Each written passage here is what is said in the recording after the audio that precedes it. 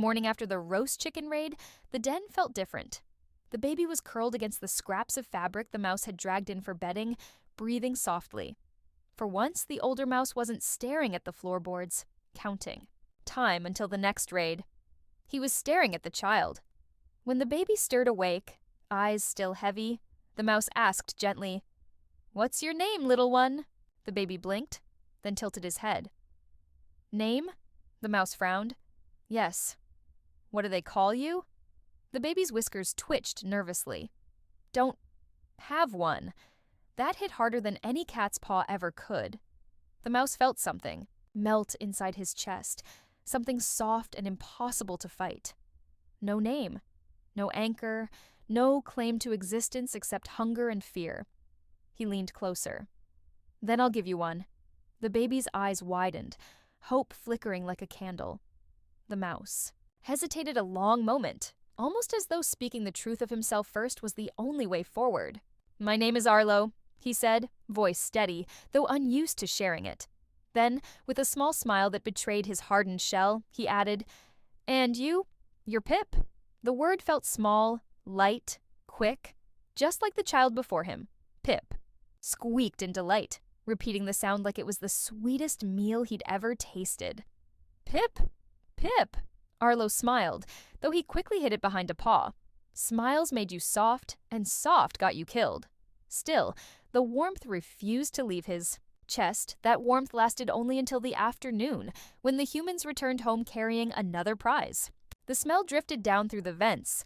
Tomato, garlic, ricotta, a perfume of melted cheese, lasagna. Pip perked up instantly, squeaking. "Hungry?"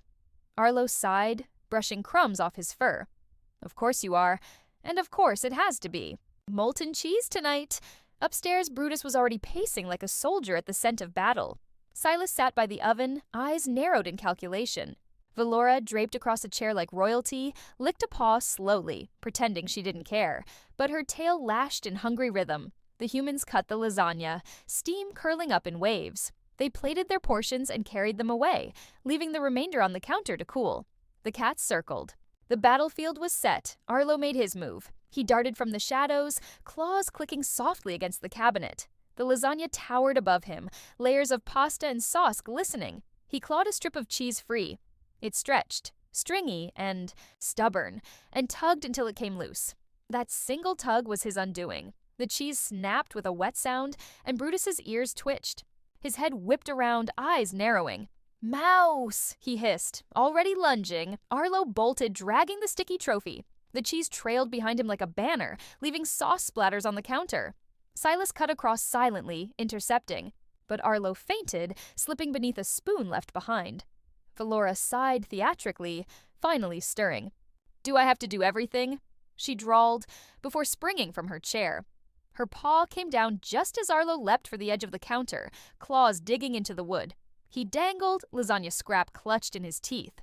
Brutus swiped, claws gouging the wood above him. Silas crouched, waiting for the inevitable fall. Arlo swung himself like a pendulum, flung the cheese upward, then released.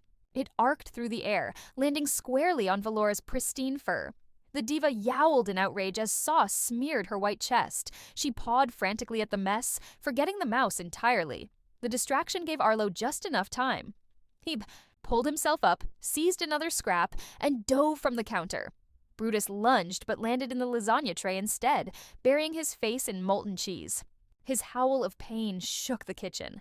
Arlo hit the floor, sprinted for the baseboard, Silas's paw slicing the air just behind him. At the last second, he twisted, slipped through the crack, and collapsed into safety. Pip bounded forward, nose twitching, wildly at the smell. Arlo dropped the lasagna in front of him. "Here," he panted. "All yours, Pip." The baby devoured it, cheese sticking to his whiskers, eyes shining with joy. Arlo leaned back, chest still heaving, fur matted with sauce, but his heart steady. Pip had a name now. Pip had food. That was enough. Behind the walls, the cats seethed. Brutus, humiliated and still dripping cheese, growled low. "Tomorrow," he promised, but Arlo only smiled faintly in the dark. Tomorrow was always coming.